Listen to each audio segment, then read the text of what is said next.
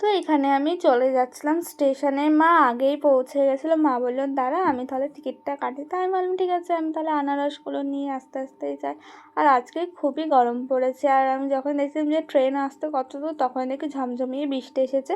তো কিছুক্ষণ বাদে আমাদের ট্রেনটাও চলে এসেছে। আজকে ট্রেনে মোটামুটি ভিড় ছিল, ট্রেনটা একটু ভিড় তো হবেই, বনগাঁ লোকাল বলে কথা।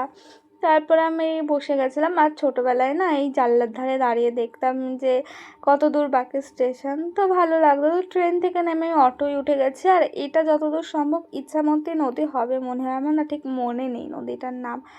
তো এখানে আমি এই ঘড়িটা দেখছিলাম, কিন্তু ঘড়িটা না এরকম টাইমটা ভুলভাল দেখাচ্ছিলো। তবে এখানে অটো উঠে গেছে আমি, মা আর বোন। বাবা আসবে পরে, বাবা একটু কাজ আছে। তো এখান থেকে যাচ্ছিলাম, তখন এই মন্দিরটা চোখে পড়লো। এই মন্দিরটা একদম দক্ষিণেশ্বরের মন্দিরের মতন তৈরি করা। তারপর মাদের আমি গ্রামে ঢুকে গেছি, আর এই বাঙরটা পেরিয়ে আমার মামার বাড়ি। তো চলে আসলাম।